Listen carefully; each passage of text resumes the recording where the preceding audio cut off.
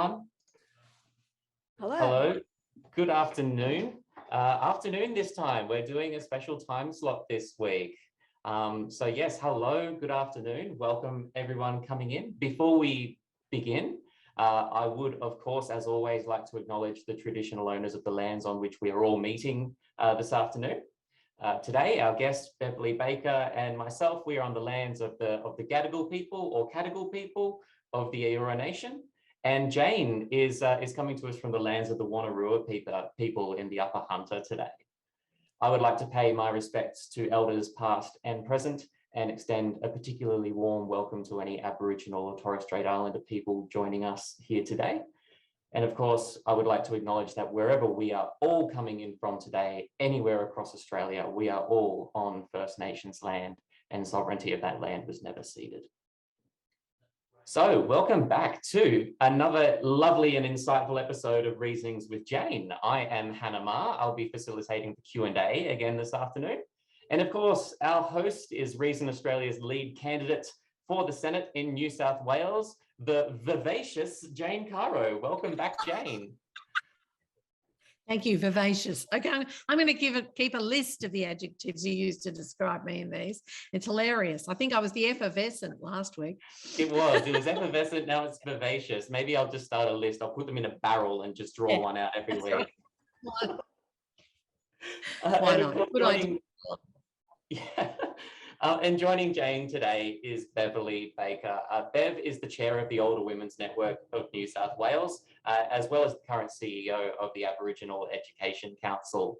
Beverly is a committed feminist and brings her energy and enthusiasm to assisting older women in retaining their dignity and relevance in a society that too easily marginalises them. Welcome, Bev. Thank you very much. And of course, at the end of the discussion today, there will be a little Q&A session. So for those of you who are joining us at home, you can hop into the Q&A section of the Zoom webinar, and you can ask any questions that you would like to ask of Bev or Jane this afternoon. But until then, I will hand you over to Jane to kick you off. Enjoy.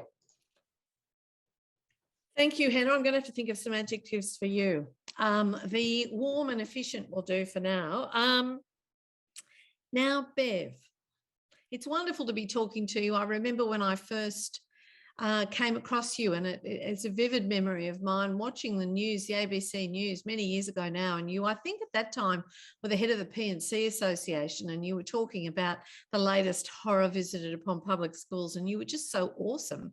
I just sat up straight and went, now that is a woman I want to know. And I'm so glad that I now do. So I'm delighted that you can join us in one of these reasonings. But first, I think perhaps it'd be great to hear a bit about your work with the Older Women's Network and why we have one in the first place. It's an interesting history. We were once part of the Pensioners and Superannuates Society or Association about 35 years ago.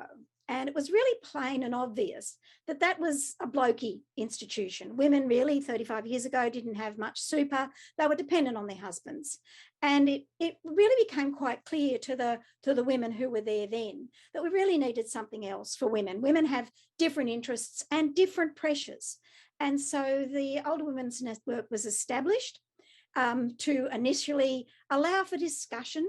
And then it moved to doing activities and looking at all the things that women need as women and brings them together. So we run a whole raft of activities, including during COVID, we pivoted, apparently is the word we're supposed to use, to online. So we moved all our activities from face-to-face to online so that we have across the nation, we have groups of people who come together for mutual interest, mutual support, friendship, the things that women really need.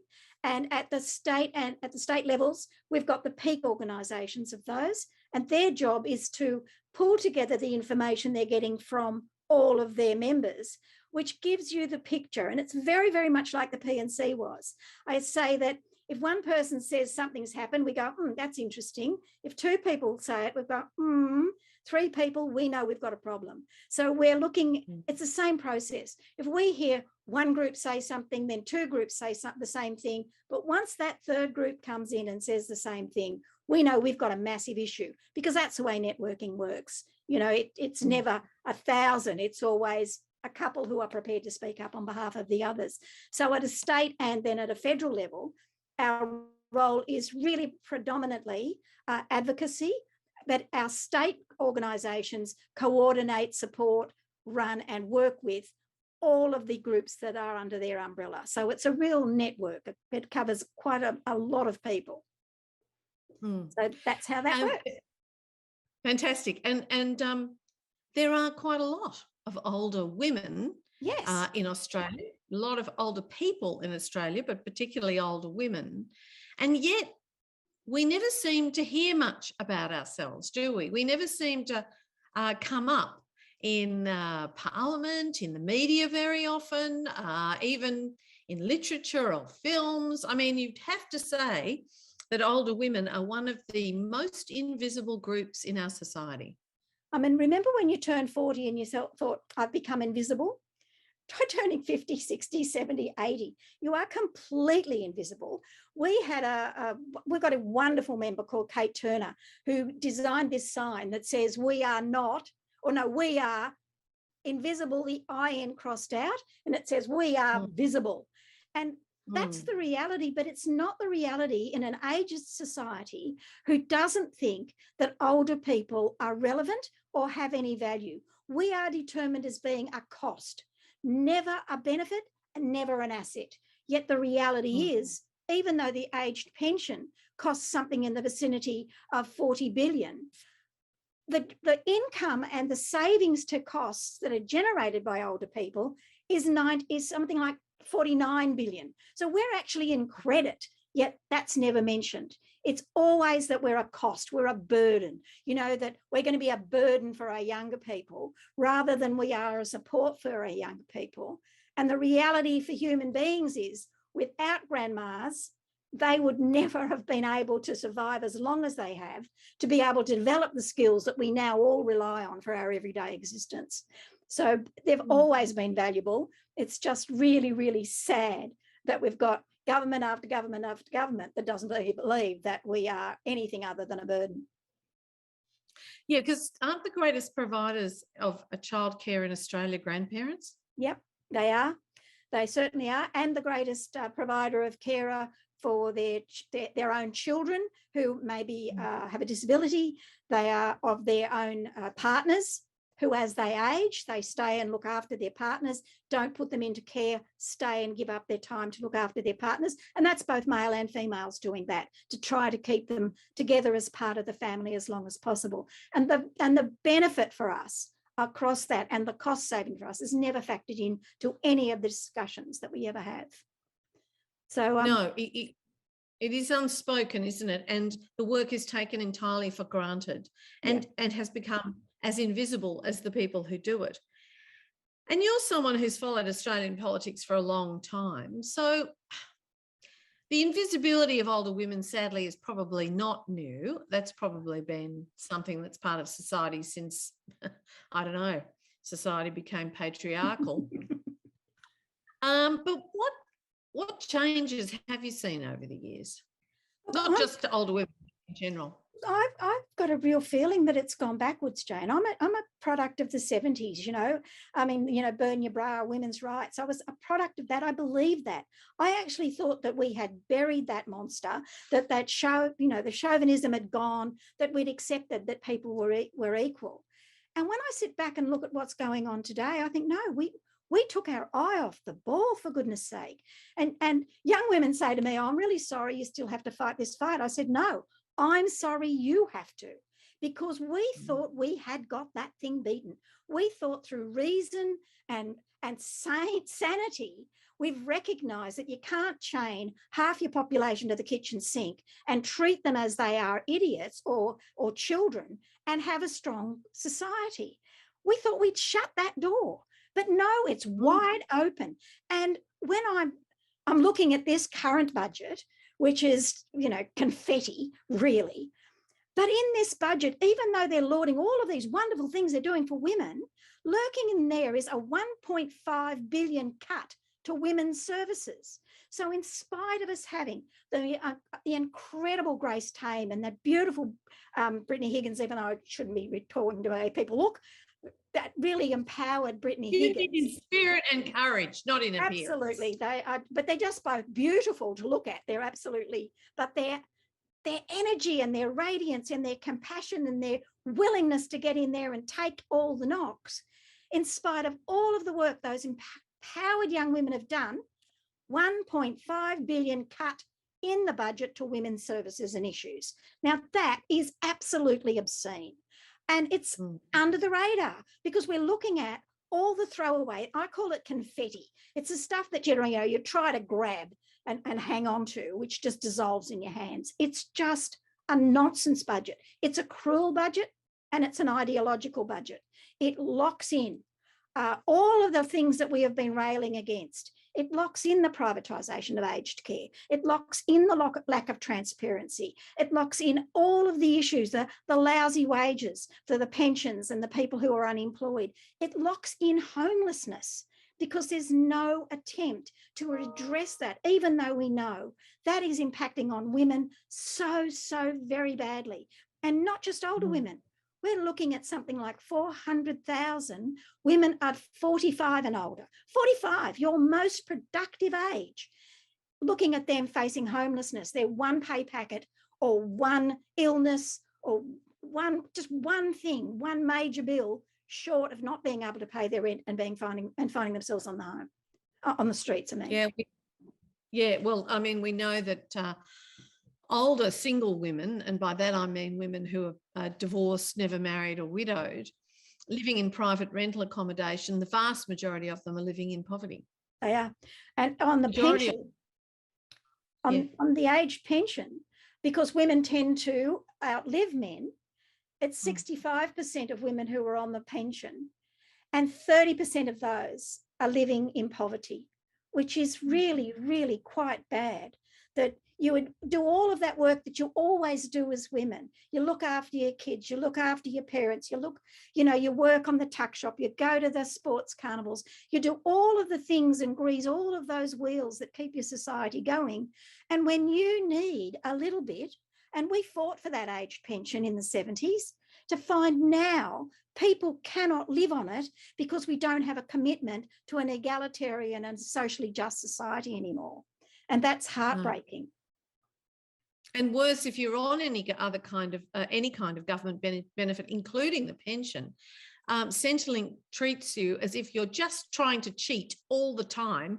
And so they're always, you've got to live up to all these kind of hurdles constantly. And there's a suspicion about you as if you must but be a cheat.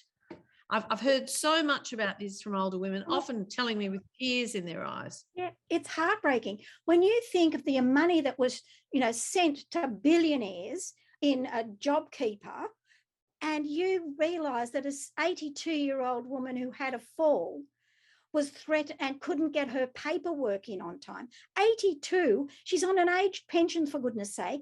What paperwork would she possibly need to produce? But nonetheless, she has to. She had a fall and didn't do her paperwork and was threatened with loss of the pension. I mean, how just is that? It is an absolute disgrace where billionaires can hoard all the money and hold it and never be called into question. Yet Didn't Josh Frydenberg say it would be nice if they gave it back or something along those lines? It would have been nice, but it would have been far better if they put in even a quarter of the regulations that apply to people who are poor and their receipt of government benefit. If they put in a quarter of those, we'd have got all of it back. But to put in none, we'll get none of it back. And now we're moving. Hayek said it, and I was offended by Hayek when he said that we would be served as society better if we had an unassailable elite. Well, we've got it. We have an unassailable elite who will determine who are the deserving and the undeserving poor. And we have a government that's playing straight into their hands, that is treating the poor, who through a whole raft of things there, but for the grace of go I, or any one of us.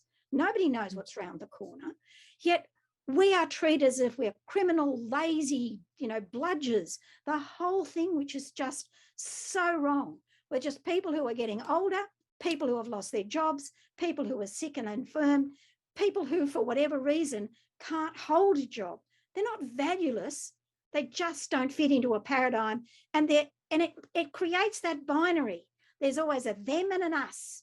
And it's the poor that are being used to say, you don't ever want to be them because look how bad they're treated.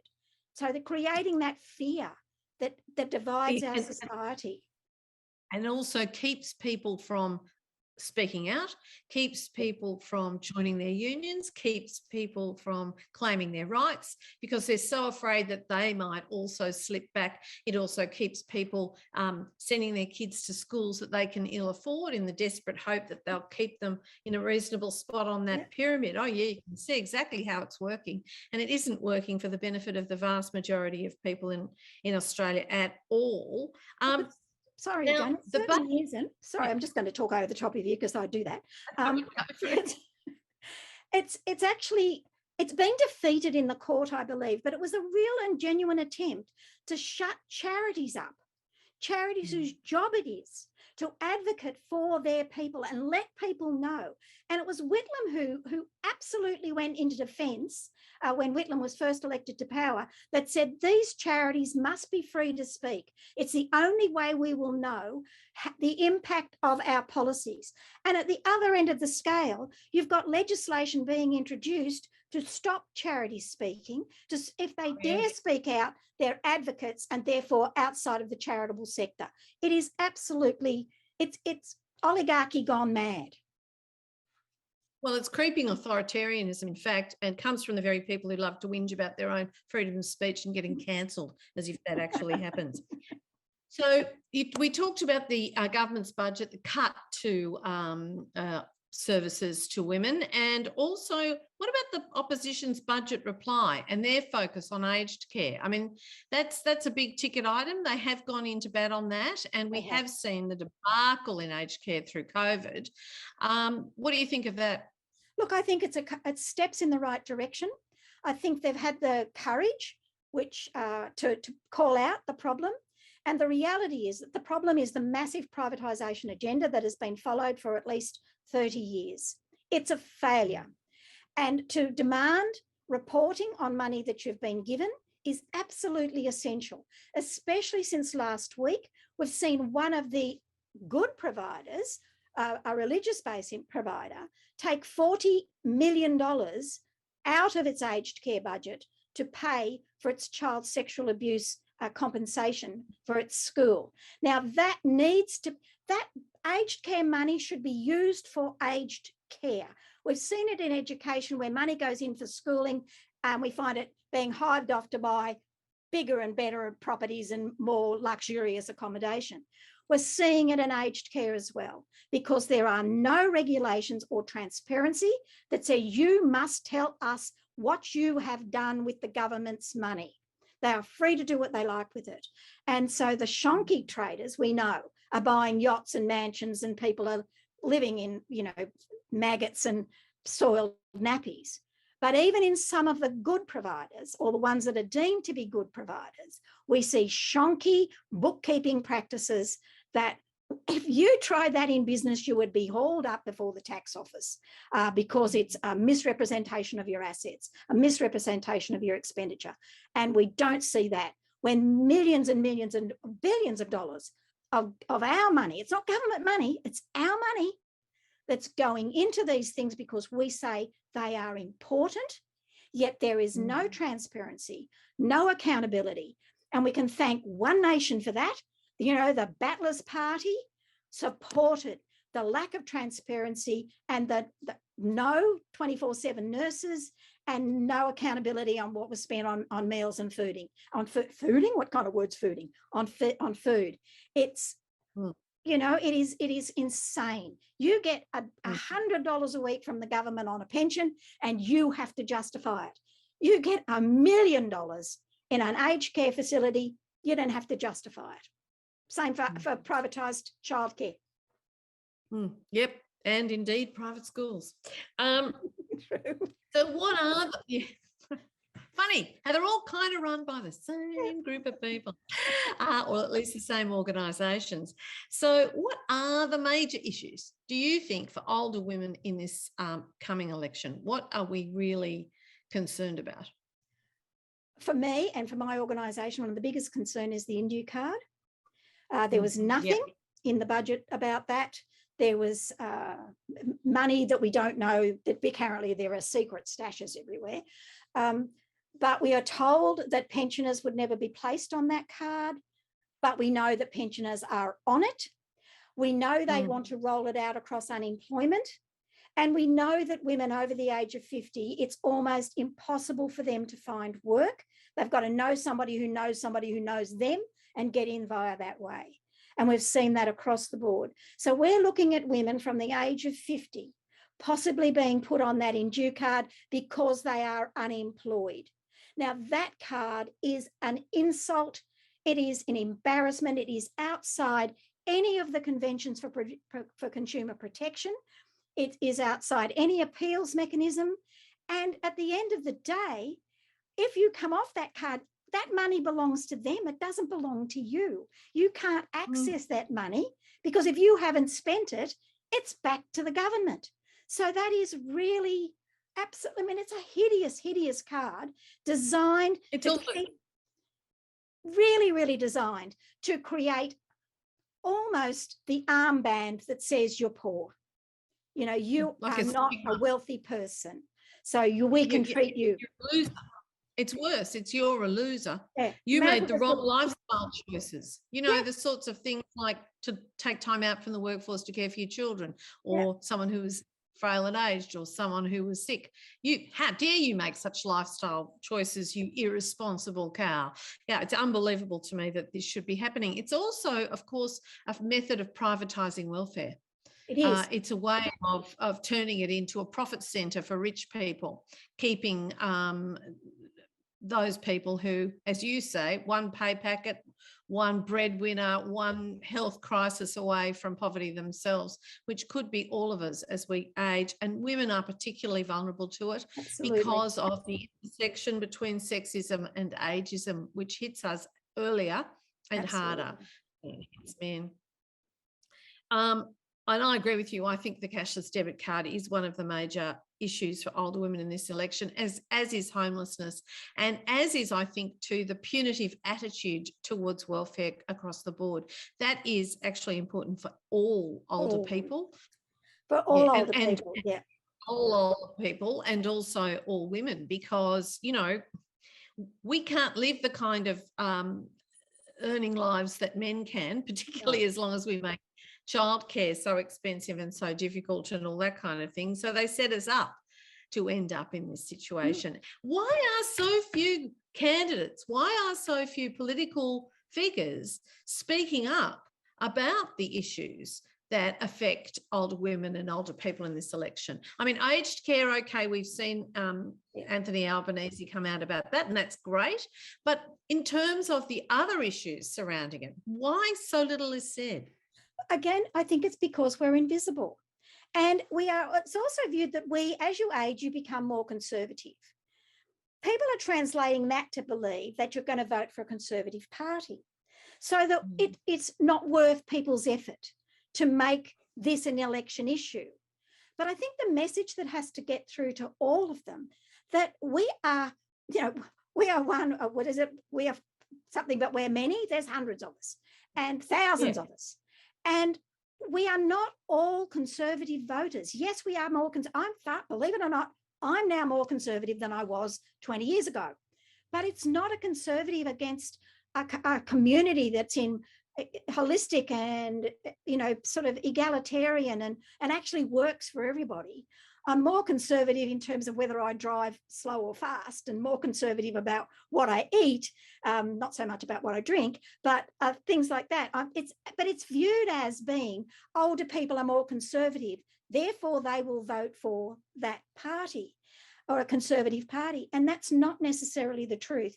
And it's really up to all older people to jump up and down and say, no, we count, our view counts. We were the ones that worked to get the education system in place that looked after the pensions in place, to make sure that women could live with dignity, that women didn't have their children stolen away from them, irrespective of their colour. We were the generations who worked for that. And I don't believe for one moment we've lost that fire in our belly. I think that is still there. And I think it's now up to us to all stand up and roar with the voice of the lion, rather than talking to each other with the voices of mice, because I think we can make a change. I think it's really interesting you say that, because when I noticed at the last election in 2019, the voices of Warringah and some of those successful campaigns, it was perfectly obvious that the driving force behind them was older women. When I stood handing out how to vote leaflets at the by-election in Willoughby, Larissa Penn's volunteers were almost exclusively older women. My experience of older women is that they are certainly not getting more conservative. I would say that they are getting more radical, because they feel they're running out of time. They're staring their grandchildren in the face and thinking, my God, what kind of a planet and a community am I passing on to you? I better get active and I better do something fast. And I do hate the way, and it is part of what you're talking about in terms of invisibility, that when some members of the younger generations who really should think before they do it, because God, as you and I know, Bev, you get old in a nanosecond. You never think you will, and then you are. Yes. And but when they say, you know, boomers do this and boomers do that and boomers do the next thing, what they're talking about by and large is male boomers. They're not talking about female boomers, but it's like we've just been absorbed into them. You know, we don't exist as a separate group, but we are very much, as you say, a separate group, and have been radical throughout our lives. Yep. It was boomers who did women's liberation. Yep, absolutely. You know? And it's as if... And moratorium marches. Look, it's as if we're at war with our older self. Unless young people, you know they're not going to make it, they're going to get old. And when we were young, we looked at our elderly and we had, you know, generation fights. I mean, the gaps between the generation were chasms. But we looked and said, you know what? That isn't fair. That people shouldn't live in poverty when they are old. And we tried to make a better world that was more equitable for everybody, so that as boomers, we benefited nothing. Because as boomers, we didn't go. Our younger brothers and sisters went to free universities. We didn't. Guilty, I did. I got a free uni. You're a lot younger than me, Jane. You're at the bottom end of the... You're a tail-end boomer. The tail-end boomers got it good. The middle-aged boomers, the middle-end boomers, we've been screwed both ways, because we got the free uni. When our kids got to be free uni stage, no free uni. And now we got decent pensions, and where we're at pension age, the pension's a nightmare and doesn't cover our costs. So it doesn't matter. We're sort of seriously the serious generation, because it didn't matter what we did. At the end of the day, we're blamed for all of the ill and given none of the credit for any of the benefits that we take for granted. And it was the boomers who got Medicare, which is the reason why you don't have to worry if you get sick. I mean, I grew up at a time where if you needed an operation, you had to either have private cover or you had to save for it. It was, and it was the Whitlam government who said, you know what, if we've got a sick population, we've got a sick country. Let's do something about that. You know, and it's those kinds of things that we should be talking about, that young people are doing it tough. Do not get me wrong. I think they are doing it tough. We didn't have such a thing as a gig economy. That's dreadful, where you don't know from day to day what work you've got. You're powerless to borrow against that. The banks won't let you borrow unless you've got permanent work. But this whole casualisation of the workplace, all of this has been done for political reasons, for rich reasons, for reasons of big business. It's not been done by baby boomers, who just some of whom might be rich. But it's also been done by non-baby boomers who are rich and young people who are rich. It's, you know, rich covers all generations, whereas that's right. The impact of decisions of the rich against the rest of us destroy the lives of all of us and have us fighting with each other for the crumbs. It's the fighting for the crumbs, isn't it? That benefits people at the top of the pyramid. There's nothing they like better than seeing the generations have a go at each other. There's nothing they like better than seeing feminists have a go at each other for various reasons, or, you know, a war between feminists and transgender. I mean, there's nothing that plays into that top point of the pyramid better than us going for each other. I often think sometimes they set that up, and I watch a lot of the fights and squabbles that go on social media, and I think, wrong enemy, you're fighting the wrong people. They're not the ones that are causing the problem. No, they are. So we're getting close to the point where we should go to questions from the people who are watching the webinar, but just to finish up, you know, you've always been an active citizen. You've always been in there, you know, trying, working, fighting for a better society, which is one of the things I've always admired about you. But what 3 changes would you like to see put in place for older Australians, particularly older women? First, I would like a commitment to community and social housing, that we have at least, I mean, hundreds of thousands, but we need 50,000 houses now to cover those folk who are desperate. And without a house, without a home, it is the first thing, you know, like food, clothing, shelter. Food, clothing, but that shelter is the thing that keeps you safe. You know, it's the thing that if you don't have any food and if you don't have any clothes, but you've got your own house, you can walk around naked and you can, you know, it's really, really a vital thing. Yet our housing market has been hijacked to wealth creation rather than it being a need. And there's no recognition of government and no willingness of government to actually pull back that property class and start saying this has got to be shared a bit more.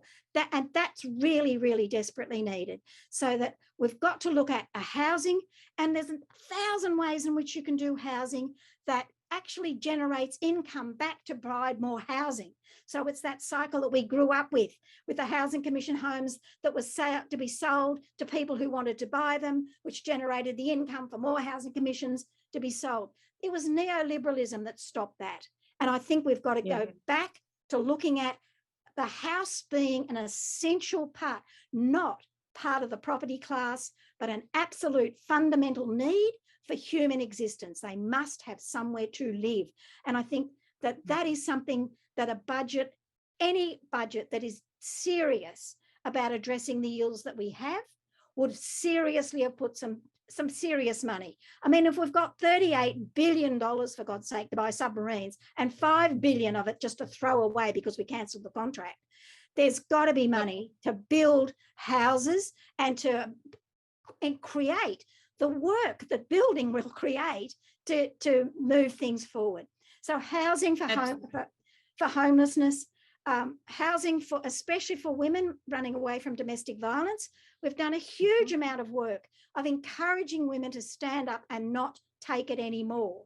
Yet when they do that and they finally walk away from their abuser, they're left with living in their cars. I mean, how's that an improvement? It's not. So we need wraparound services. We need a commitment from government for wraparound services. So aged people aren't standing in the centre line queue, having their life's history blurted out and screamed out across the thing. That there's a special provision for older people to look at the needs that older people have. But certainly homelessness, aged care, of course, that goes without saying. The Indu card, again, massive impact. And at least all of the parties, apart from the ultra right-wing parties, have said that they will abolish the Indu card, and rightly so, which is exactly what needs to happen. Other areas, but if you really, really, really want to make a difference for women, get the housing sorted out. Because if you've got your own house, you can pull yourself up.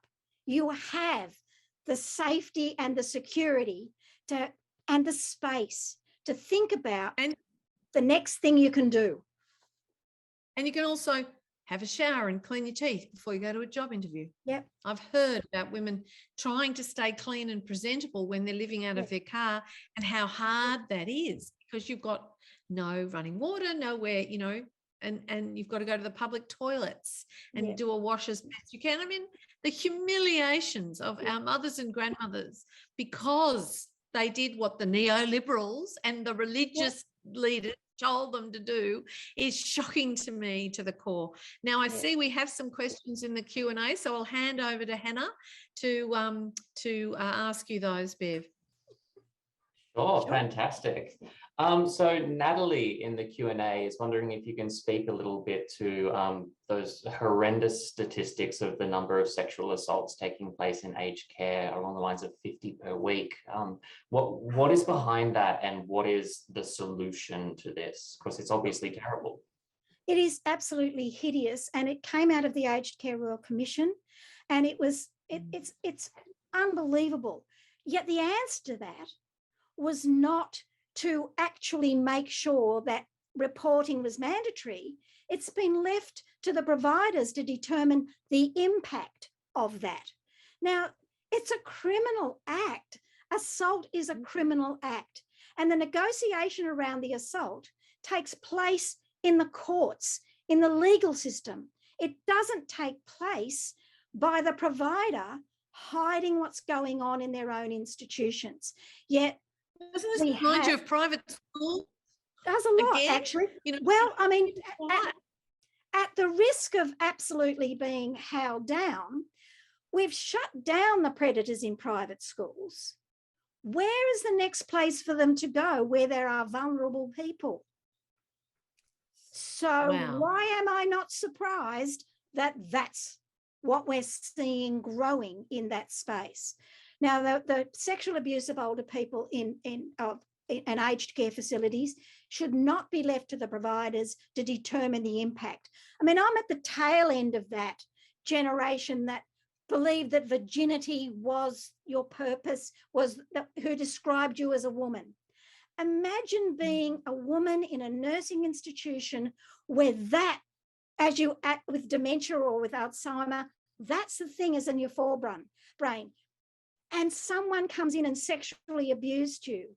The psychological damage of that would be absolutely horrendous, because you feel that you are dirty, that you did something to believe in it. All of that nonsense that was around in that virgin cult, which is still existing in a lot of patriarchal religions, comes screaming to the forebrain. And you've got no one there to support you, no one there to say, you were the victim and we're going to do something about this. It's, oh, she's got dementia, that doesn't count. Oh, she's just always making it up. She has a rape fantasy. Which woman in any state has a rape fantasy? You might have sex fantasies. You might have a whole range of fantasies. But being harmed and abused and hurt and having your dignity destroyed is not a fantasy any woman I know holds, and I know lots. So I think that the whole aged care thing needs that transparency. And yes, Labor have touched on it, but it needs to be across the board. We can't have people sexually abused, but look at the abuse of being not showered, not giving proper meals, sitting in your own faces for months or for days, of that poor woman in home care who was left to die in a chair. I mean, we can't have that. It is not good enough. And we need that reporting and transparency and the re-regulation of that sector to make sure that that can't happen. I mean, I'm old enough to remember when, was it Bronwyn Bishop got hauled over the coals because she allowed kerosene to be used on people's hair to get rid of nits. If only that was all we were facing today. It's 1,000 times worse today because people are getting away with all sorts of things and nobody has got their eye on it. So hopefully we desperately need to do something and hopefully that transparency, should there be a change of government and should you get to the Senate, I know that transparency will be front and centre, because if you take government money to offer government services, then you should be subjected to the same rules that government is subjected to. And I think that in aged care, this is as equally as important as it is in childcare. If we had heard that 50 children a day or a week were being abused in childcare, the heavens would be rent with the screams, and the army would be on the streets to sort it out. We are dealing with the other end of life where people are just as vulnerable. And I think we've got to have the same mentality, that our aged and our young are opposite sides of exactly the same coin, and their needs are the same. So Thank you, I Bev. think Well said. for aged care stuff, yeah, it's got to be transparent, and we've got to be serious about it.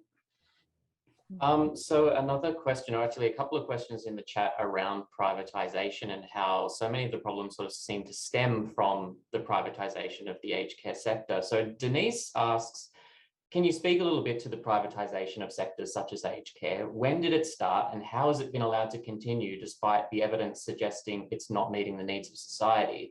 And Stephen asks on top of that, can you think of a genuine privatisation success story? Because aged care, the way that refugees are treated, prisons, all of these spring to mind as sectors where privatisation have been complete and utter failures. Privatisation is a failure. Privatisation is nothing more than wealth transfer. It takes money from the public purse and it puts it in private pocket. In public first, 100% of the money that is spent goes to delivering the services, whether it be for the salaries, for the resources, for whatever's needed to develop the services. Even at its bottom line, only 2/3 of that go to the services. The other third goes to the profit, to the returns for the investors, for the payment for the directors, for the sinecures, for all of that stuff. So the money is there, but it's not going to where it's needed. And that's across the board. That's in jails, that's in schools, that's in hospitals, that's in everything that we have mucked around because we've of an ideology that is the neocon ideology that private is better than public. Well, my argument to that is the most public thing we can do is go to war. And that is never done by the private sector. That is always done by government. Why? Because they have their hands on all of the buttons across all of the triggers, and they can control what goes on. That's why we vote them in, and that's why we pay them so much money. This privatisation is a way of making sure the wealth is going always to the people who have the wealth already. If you can buy a nursing home, you can get rich. If you can buy a childcare centre, you can get rich. If you can buy a private school, you can get rich. Or a hospital, you can get rich. But if you are in the public sector, you have all of the networks and all of the controls and all of the answers that are placed on you because it's public scrutiny and it's a public business, which is up to all of us to monitor. And we've got to go back to that. We have to stop this flirting with privatisation because it has never worked. There is not one privatisation that has worked, including the privatisation of our telcos, because look how much we now have to pay. I mean, it is nonsense. We have public infrastructure for public good, common purpose, not to make a few wealthy people a lot richer. Sorry, I'll get off my soapbox now. Yeah, fantastic. Bravo. We got time for another question, Hannah? Yeah, we have actually a really lovely question from the chat from Elaine, who asks, where do we roar like lions? Like other groups, for example, Climate Action, are able to get organised and plan campaigns. We need to do the same. How do you do that? Give me a call and you can pass the phone number on. We'll work out how they establish an older women's network in their own region or their area or their town. And you bring all of your like-minded people together because that's where your local members are. And that's where you roar. You roar at them. You make sure they know that if they don't answer the right question, you will take all of those votes and deliver them somewhere else.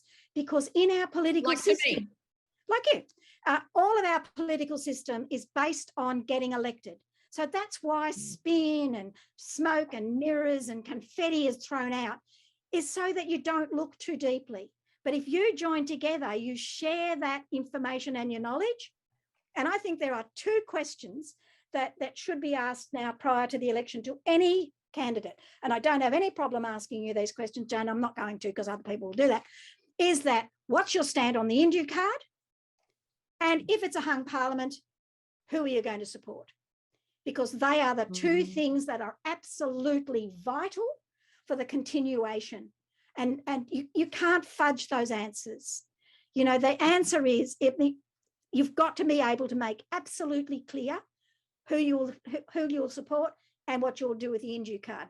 That will knock the socks off parties like Pauline Hanson's and Clive Palmer's and all of those parties that really are trying to push an already right-wing government almost off the planet. And it will then give us an opportunity to bring things back to where they belong, which is in the middle. So you can have different views of how, but not different views of what. Beautifully put. Absolutely. Let me see. Then do we have time for one final question? Yeah, I'm happy to start. We could do this all day. So Denise asks, so we talked a little bit about the way that older people tend to vote, and you're absolutely right that it's kind of taken for granted that older people will always vote conservatively when that is not the case. But Denise says that, you know, there are still a large proportion of older people who do tend to vote conservatively. Why is this, particularly when they're voting for the groups who are sort of complicit in their own mistreatment, and how do we perhaps start to create a message to turn people away from that? I think the only way you can do that is having a conversation, is saying that this is what, do you believe in this? And if the answer is no, then don't vote for that party. Because look, we've got absolutely mad media. Thank you, Mr. Turnbull, for freeing up our media ownership. I mean, don't now whinge about it. It's turned against you. It should never have been allowed, because we need diversity of voices in our media.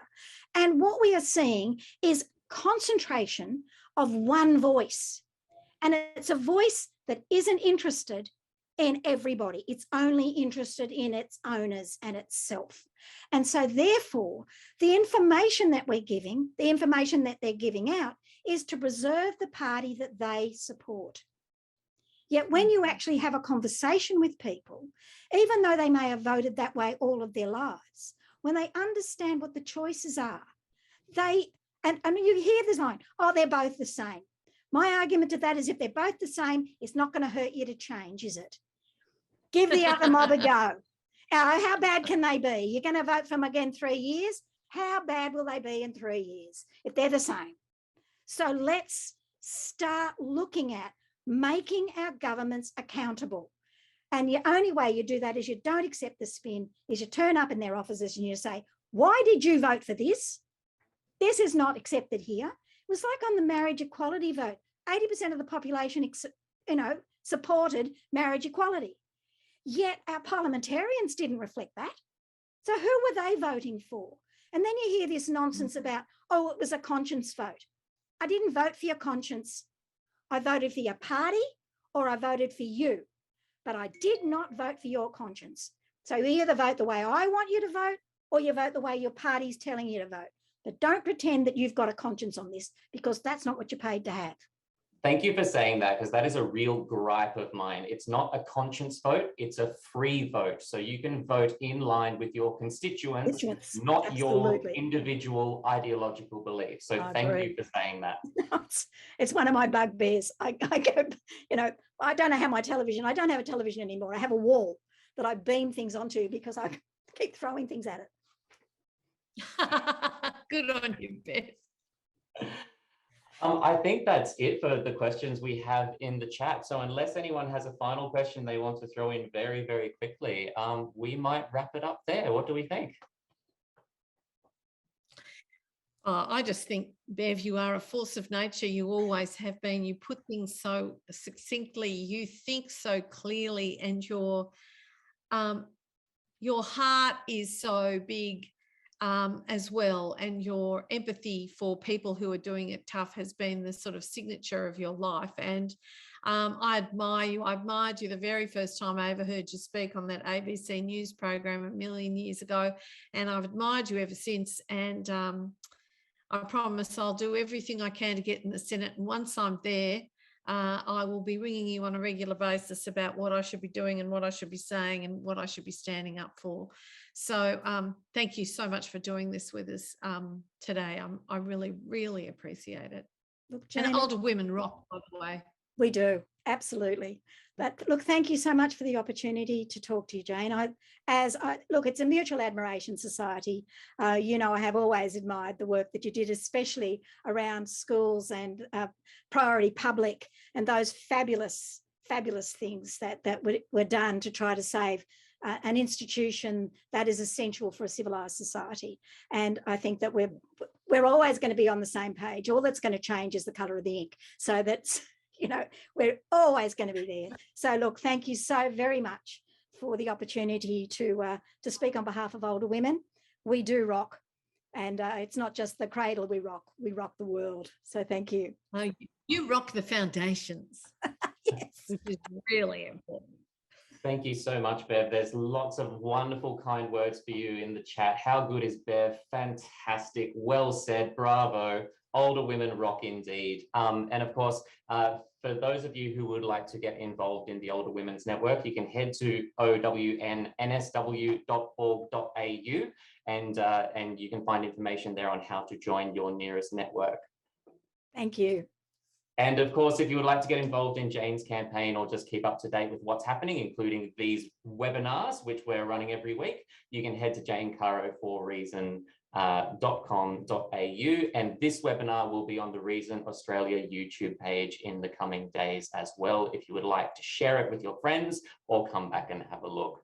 But I think that is it for all of us. Thank you so much once again to you, Bev. You are an absolute champion, and thank you for coming and sharing so passionately with us today.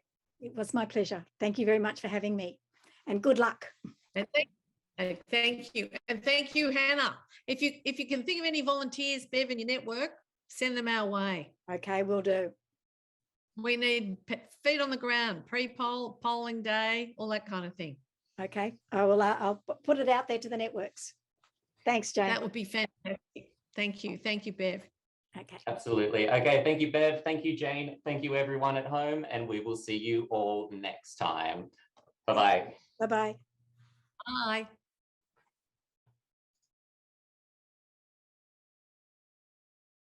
Authorised by E. Sinclair Collingwood.